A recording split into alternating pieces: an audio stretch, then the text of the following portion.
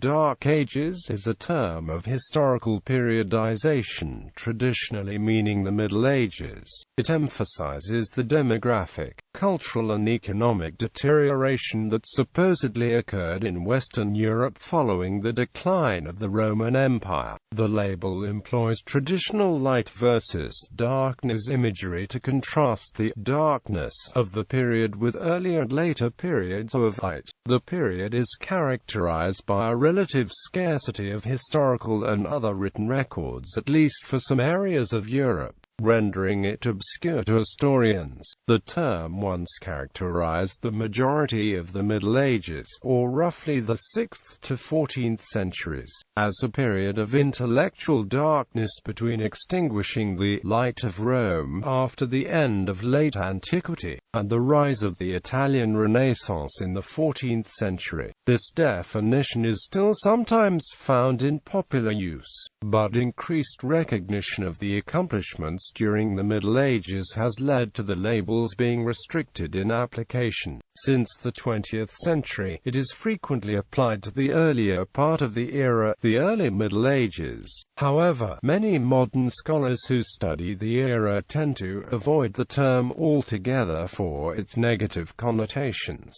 finding it misleading and inaccurate for any part of the Middle Ages. The concept of a Dark Age originated with the Italian scholar Petrarch in the 1330s, and was originally intended as a sweeping criticism of the character of late Latin literature. Petrarch regarded the post-Roman centuries as dark compared to the light of classical antiquity. The actual term Dark Age derives from the Latin saeculum obscurum, originally applied by Caesar Baronius in 1602 to a tumultuous period in the 10th and 11th centuries. Later, historians expanded the term to refer to the transitional period between Roman times and the High Middle Ages, including the lack of Latin literature and a lack of contemporary written history, general demographic decline, limited building activity and lack of material cultural achievements in general. Popular culture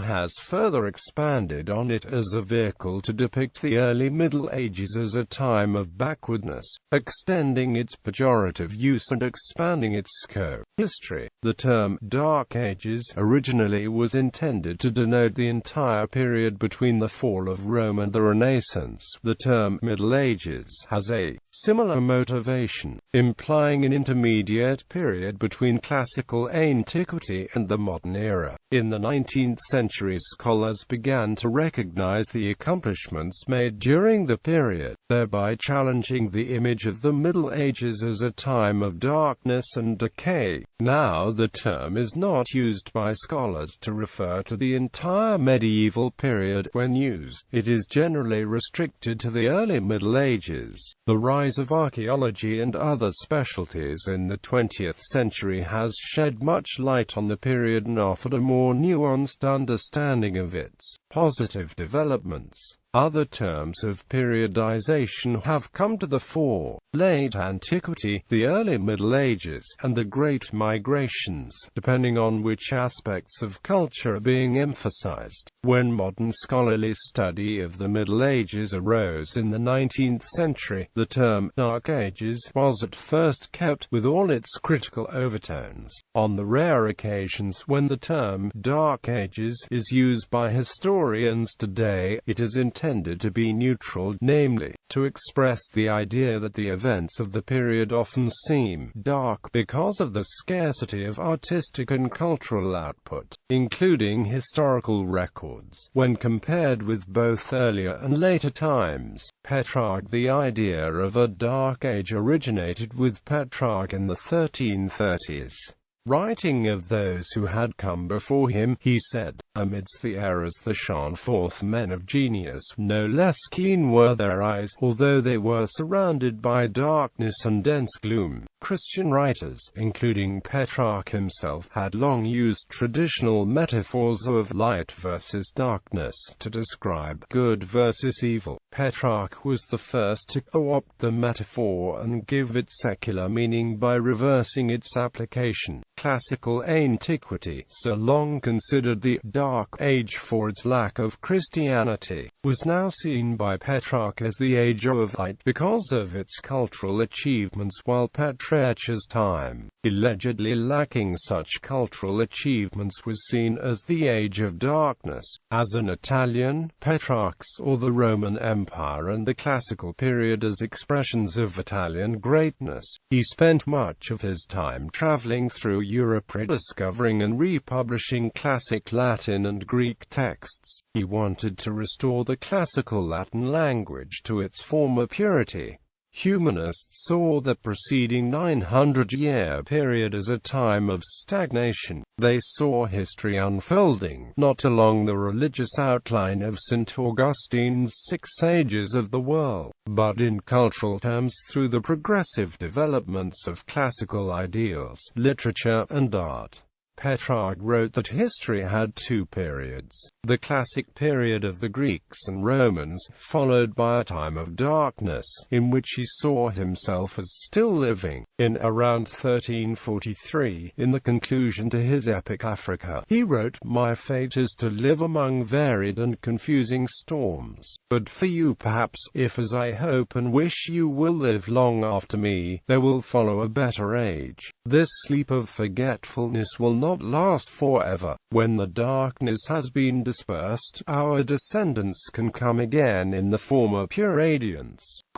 In the 15th century, historians Leonardo Bruni and Flavio Biondo developed a 3-tier outline of history. They used Petrarch's 2 ages, plus a modern, better age which they believed the world had entered. The term Middle Ages, in Latin media tempestas a medium evum, was later used to describe the period of supposed decline. Reformation. During the Reformations of the 16th and 17th centuries, Protestants generally followed the critical views expressed by Renaissance humanists such as Petrarch, but also added anti-Catholic reasons. They saw classical antiquity as a golden time, not only because of the Latin literature, but also because it witnessed the beginnings of Christianity. They promoted the idea that the intervening 1,000-year Middle Age was a time of darkness, not only because of a lack of secular Latin literature, but also because of what they claimed as corruption within the Roman Catholic Church. Popes ruling as kings, veneration of saints' relics as pagan superstition, a celibate priesthood, and institutionalized moral hypocrisy. Erroneous. In response to the Protestants, Roman Catholics developed a counter-image, depicting the High Middle Ages in particular as a period of social and religious harmony, and not dark at all. The most important Catholic reply to the Magdeburg centuries was the Annales Ecclesiastici by Cardinal Caesar Baronius. Baronius was a trained historian who kept theology in the background and produced a work that the Encyclopaedia Britannica in 1911 described as far surpassing anything before his day, and that Acton regarded as the greatest history of the Church ever written. The Annales, covering the first 12 centuries of Christianity up to 1198, was published in 12 volumes between 1588 and 1607.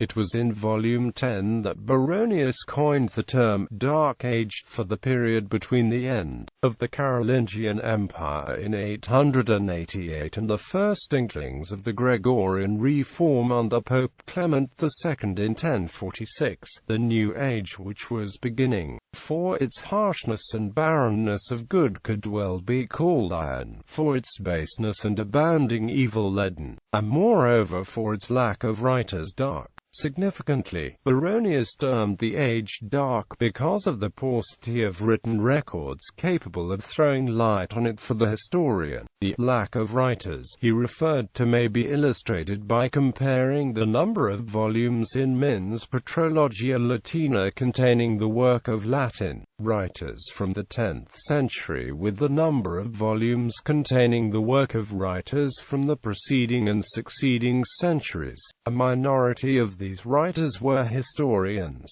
There is a sharp drop from 33 volumes in the 9th century to just 7 in the 10th. The 11th century, with 12 volumes, evidences a certain recovery, and the 12th century, with 39, surpasses the 9th, something the 13th, with just 25 volumes, fails to do. There was indeed a dark age, in Baronius' sense of a lack of writers, between the Carolingian Renaissance in the 9th century and the beginnings, sometime in the 11th, of what has been called the Renaissance of the 12th century.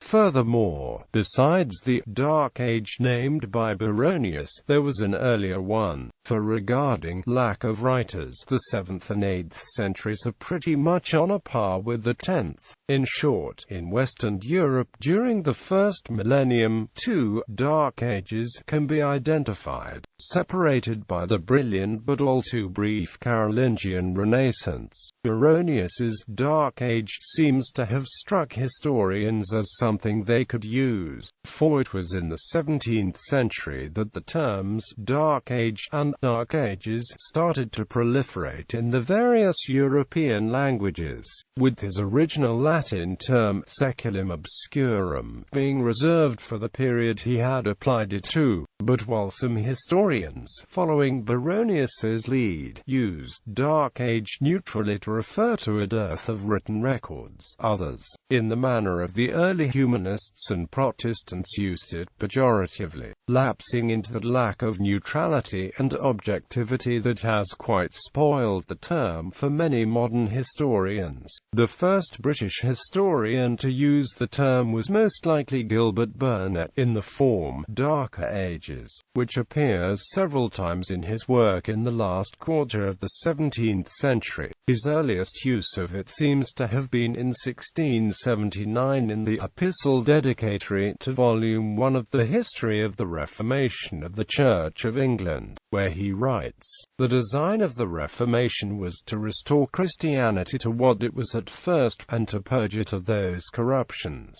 with which it was overrun in the later and darker ages." Quote, he uses it again in 1682 in Volume 2 of the History, where he dismisses the story of St. George's fighting with the dragon as a legend formed in the darker ages to support the humor of chivalry. Burnet was a Protestant bishop chronicling how England became Protestant, and his use of the term is invariably pejorative. Enlightenment. During the 17th and 18th centuries, in the Age of Enlightenment, many critical thinkers saw religion as antithetical to reason. For them, the Middle Ages, or Age of Faith, was therefore the polar opposite of the Age of Reason. Kant and Voltaire, among others, were vocal in attacking the religiously dominated Middle Ages as a period of social regress, while Gibbon, in the History of the Decline and Fall of the Roman Empire, expressed contempt for the rubbish of the Dark Ages. Yet just as Petrarch, seeing himself on the threshold of a new age, was criticizing the centuries until his own time, so too were the Enlightenment writers criticizing the centuries until their own. These extended well after Petrarch's time, since religious domination and conflict were still common into the 17th century and beyond, albeit diminished in scope.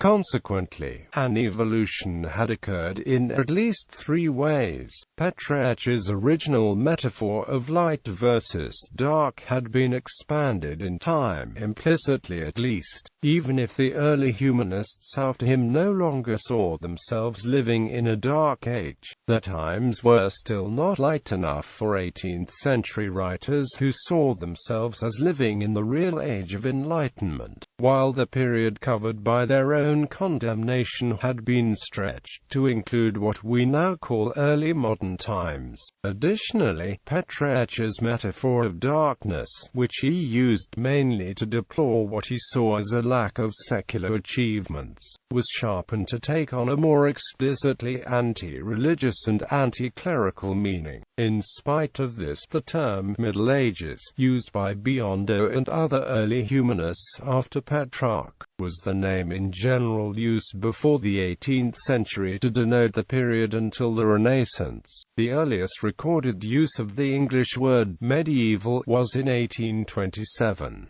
The concept of the Dark Ages was also in use, but by the 18th century, it tended to be confined to the earlier part of this medieval period. The earliest entry for a capitalized Dark Ages in the Oxford English Dictionary is a reference in Henry Thomas Buckle's History of Civilization in England in 1857.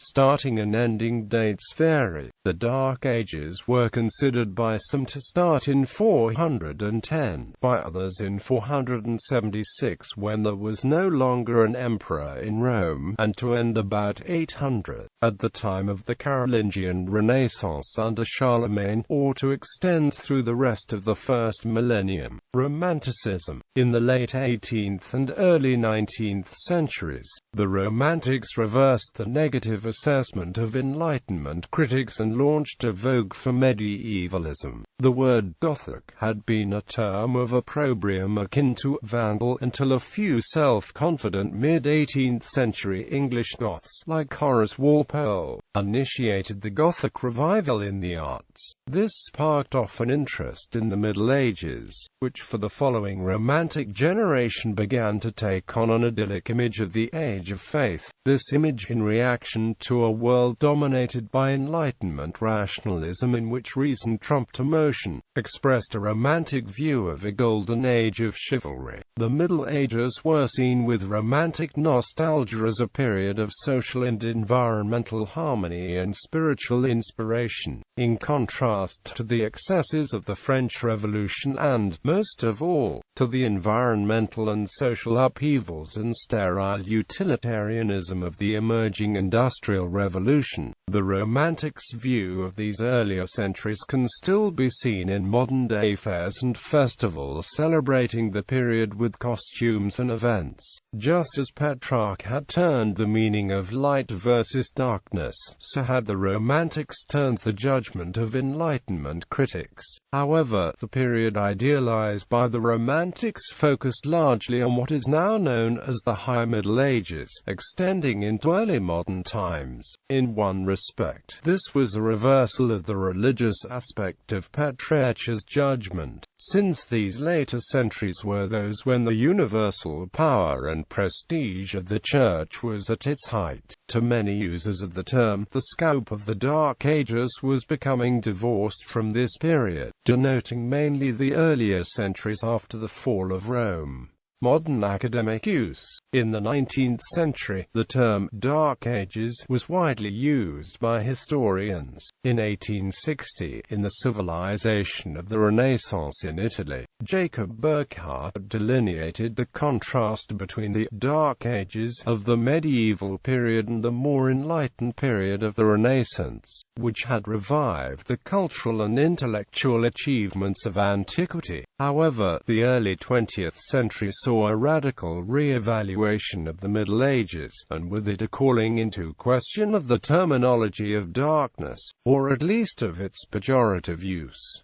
Historian Denis Hay exemplified this when he spoke ironically of the lively centuries which we call dark. More forcefully, a recently published history of German literature describes the Dark Ages as a popular if ignorant manner of speaking. When the term Dark Ages is used by historians today, therefore, it is intended to be neutral, namely, to express the idea that the events of the period often seem dark to us because of the paucity of historical records compared with both earlier and later times. The term is used in this sense to reference the Bronze Age collapse and the subsequent Greek Dark Ages, the Dark Ages of Cambodia, and also a hypothetical digital Dark Age which would ensue if the electronic documents produced in the current period were to become unreadable at some point in the future. Some Byzantinists have used the term Byzantine Dark Ages to refer to the period from the earliest Muslim conquests to about 800, because there are no extant historical texts in Greek from this period, and thus the history of the Byzantine Empire and formerly Byzantine territories that were conquered by the Muslims is poorly understood and must be reconstructed from other types of contemporaneous sources, such as religious texts. It is also known that very few Greek manuscripts were copied in this period, indicating that the 7th and 8th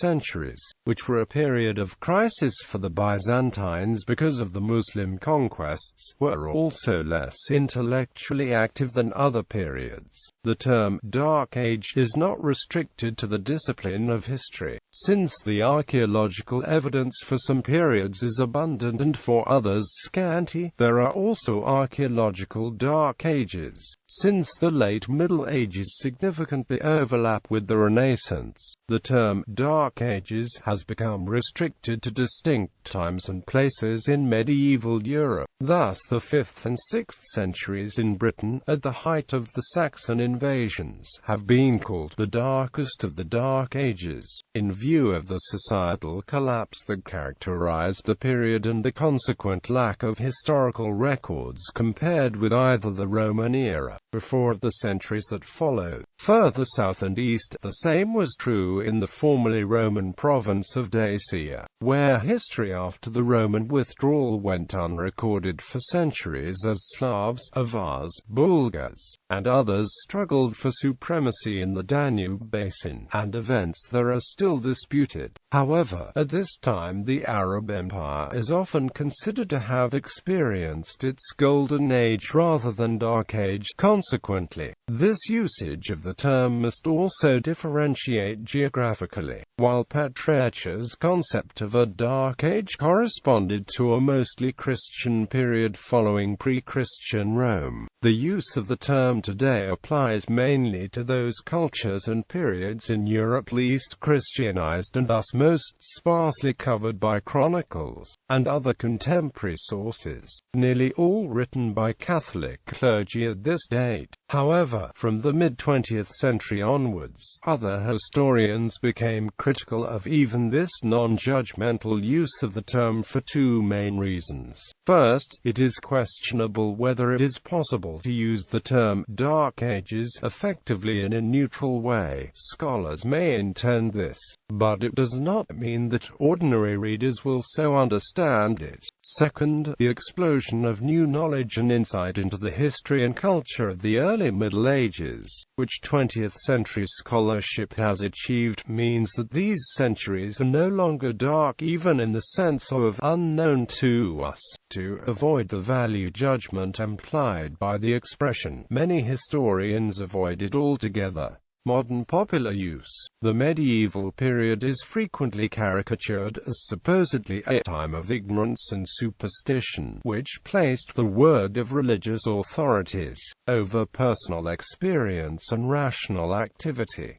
However, rationality was increasingly held in high regard as the Middle Ages progressed. The historian of science Edward Grant writes that, if revolutionary rational thoughts were expressed, they were made possible because of the long medieval tradition that established the use of reason as one of the most important of human activities. Furthermore, David Lindbergh says that, contrary to common belief, the late medieval scholar rarely experienced the coercive power of the Church and would have regarded himself as free to follow reason and observation wherever they led. Lindbergh recognizes, however, that the late medieval rejuvenation of science and scholarship was due in large part to the new availability of Latin translations of Aristotle. During the 11th and 12th centuries, The caricature of the period is also reflected in a number of more specific notions. For instance, a claim that was first propagated in the 19th century and is still very common in popular culture is the supposition that all people in the Middle Ages believed that the Earth was flat. This claim is mistaken. In fact, lecturers in the medieval universities commonly advanced evidence in favor of the idea that the Earth was a sphere. Lindbergh and Ronald Numbers write, "There was scarcely a Christian scholar of the Middle Ages who did not acknowledge sphericity and even know its approximate circumference." Other misconceptions such as, the Church prohibited autopsies and dissections during the Middle Ages, the rise of Christianity killed off ancient science, and the medieval Christian Church suppressed the growth of natural philosophy, are all cited by Ronald Numbers as examples of widely popular myths that still pass as historical truth, although they are not supported by current historical research. They help maintain the idea of a dark age spanning through the medieval period. Unlike pagan Rome, Christian Europe did not exercise a universal prohibition of the dissection and autopsy of the human body, and some examinations were carried out. From at least the 13th century, it has even been suggested by a modern Jesuit scholar that the Christian theology contributed significantly to the revival of human dissection and autopsy by providing a new socio-religious and cultural context in which the human cadaver was no longer seen as sacrosanct. Bibliography. Wells, Peter S. Barbarians to Angels, The Dark Ages Reconsidered. W. W. Norton, p. 256. ISBN 0393060756. Lopez, Robert Sabatino. The 10th Century, How Dark the Dark Ages. Reinhardt, p. 58. Huberman, Charles G. The Myths of the Dark Ages. The American Catholic Quarterly Review, Volume 13, 1888. Majevny, Eugene. Christian Education in the Dark Ages. The American Catholic Quarterly Review, Volume 23, January, October 1898.